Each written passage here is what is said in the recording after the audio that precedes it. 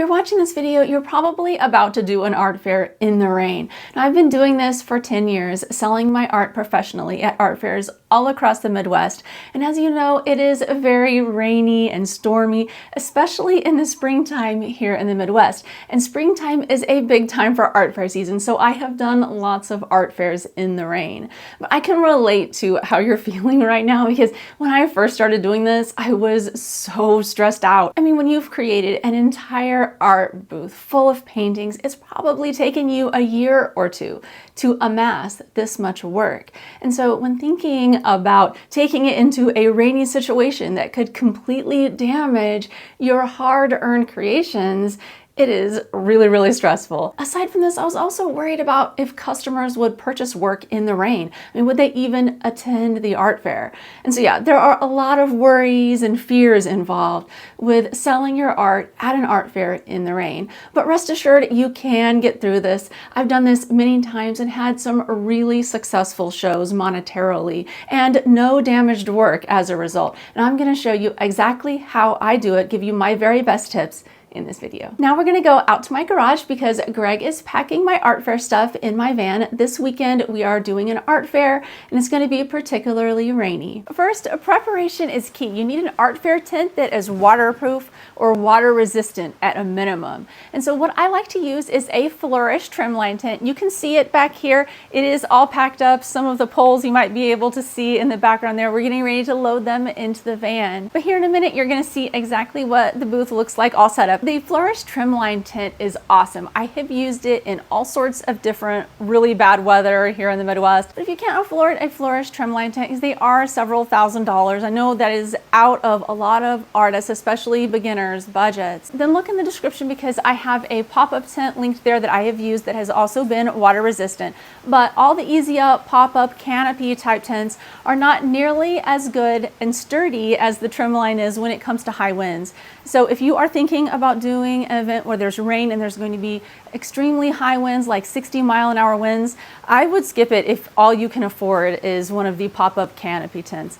But if you have a trimline, it will weather anything pretty much except for a tornado. And if there's tornadoes, obviously the event won't take place, so you don't have to worry about that. If you're gonna have anything sitting on the ground, remember to take a couple of 2x4s. I like to stack these beneath my items that I have packed in my booth, and this way it will keep everything clean and dry. You have to remember at outdoor art fairs, the ground is wet and it can be very wet, even muddy if you are on the grass and there's been a lot of rain, customers tracking in and out of your booth, trampling down the grass. It can get really nasty quick at an art fair. And so having something to put underneath items that are sitting on the ground is crucial. Also, you want to pack everything in plastic storage bins with nice tight lids. This way, if anything gets wet as you are taking stuff in and out of your booth or anything like that, setting it up on the side as you are waiting to put up your booth, it won't be drenched, it won't get muddy, and you can clean off the outsides of these containers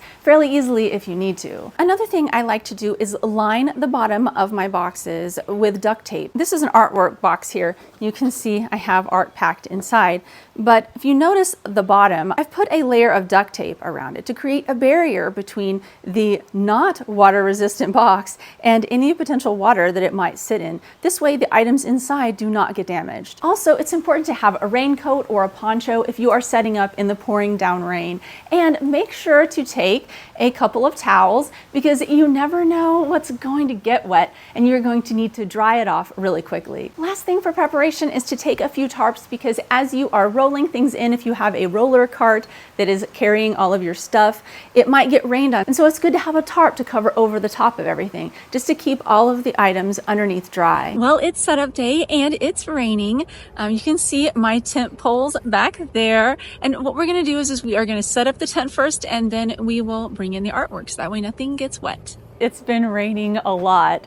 They said that it was gonna rain and then it wasn't going to rain and then it ended up raining. And this is how art fairs go. You never know what to expect. And so if there's any chance at all of rain in the forecast, definitely prepare for it.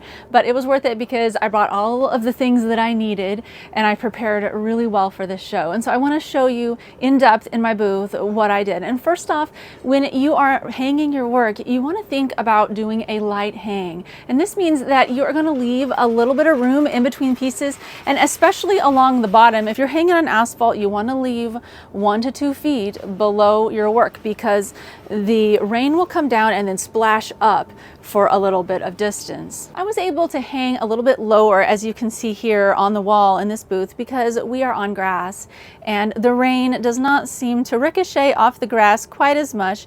But if you are in an easy up tent, I would definitely suggest not hanging your pieces as tightly as I have them here. Leave about 6 inches or so in between each one, so that way it'll take less work to fill your walls. And this way, if something does end up getting damaged, like water does come in your booth, it won't be as much of your work getting damaged.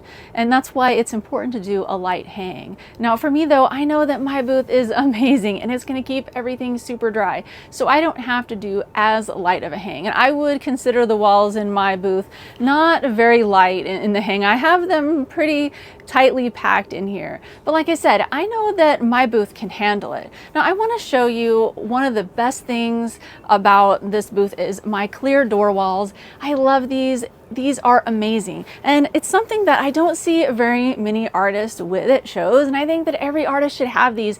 If you are paying for a Flourish Trimline tent, then you should definitely upgrade and get the clear door walls. And here's why. You can see this wall I have rolled up here, and so customers can come in the booth. As you can see, if you're a customer and you walk by this booth, it looks open because you can still see the art.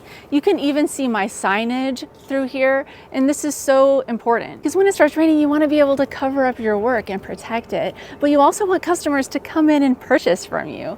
And another thing that really helps with protecting your work from the rain and keeping your booth open is having awnings. They do cost a little extra. You can get them for easy up tents as well, but like I said, I use the Flourish Trimline tent, and so I have the awnings and the clear door walls. They're all from the same company, and it makes it really water resistant, and my booth is able to stay open and I can still make sales. And that's the most important thing. And to stop customers from being able to see in when you close up at night, you just use a piece of material. There is Velcro up here at the top, and it works really well. I made this myself, but they sell a covering on their website for it as well. You can see this side has the covering on it.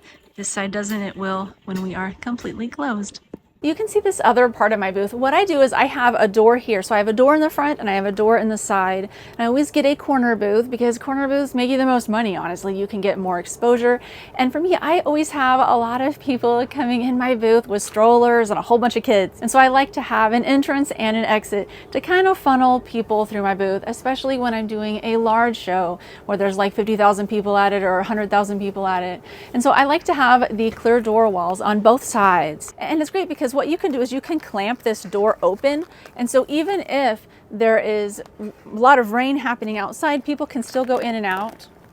And I do want to show you something because it started to drip out here. This is one of the negative things about having an awning. Watch this. You don't want to be a customer on the outside of the booth when that happens. I know, because I did that a couple of times and people got soaked, so watch out. It's setup day, so we're not selling today, so I don't have my art prints in the print bins. Paper wrinkles up when it gets really humid, so it's important if you have a booth that's raining around outside, even if there's not rain on the inside, you got to realize that there's going to be a lot of humidity in here, and so you want to protect your prints if you have a lot of art prints. And I have about 900 art prints in my booth right now, between these and the ones that I have behind my counter, and so I like to protect them. And I want to show you real quick here. I have these really great things. They are large desiccant packets, and these absorb all of the moisture inside the containers. They're so awesome. I used to have to hand track all of my prints into every show every day, which is a lot of work for Greg, and he hated doing it. But after I got these, it's so awesome because it keeps everything super dry inside the totes. I've linked them in the description if you're interested in getting these. But if you don't have these, any desiccant packets will work. It's just these ones are large and they last for a long time and you can reuse them. So when they turn pink, it means that they have gotten too much moisture absorbed in there, and then you can just stick them in the microwave for a couple minutes and reuse them them as many times as you want. So it's really convenient and allows you to store your art prints in very high humidity conditions that are just like what happens in an art fair booth in the rain. Another extra tip that makes customers really happy and makes them feel comfortable with purchasing from you in the rain is to have plastic bags that you can cover everything with. And a lot of times I'll double bag stuff for customers, especially if they buy something off of the wall that's an original or a canvas print that's a little bit more expensive. Double bag it, make them feel really comfortable. This way they can get it to their car without damaging it, because that's going to be of utmost importance to them if they are purchasing your work. I'm going to show you one last thing here, and this is super important. If you are tearing down your booth in the rain, whether you have an easy up tint or a florist trimline tint, you absolutely must let it dry out afterward. I know this from personal experience because check this out. Okay. You see this right here? All these purple marks? This is mold growing inside my clear door wall. I mean, my super expensive clear door wall. I mean, these are not cheap. And so I've tried my best to clean it with all sorts of different things like dish soap and Windex, really anything I could come up with, vinegar, and nothing worked because it's growing in between the layers of this stuff. And so, lesson learned, don't make this mistake. Dry out your art fair tint after the show. All right, well, I hope you found this video helpful. I've made an entire playlist about art fairs, telling you tips to set up a cheap art fair booth, how to package your work at shows, lots of different things. You can watch that playlist here if you're interested. All right, thank you so much for watching. See you next time.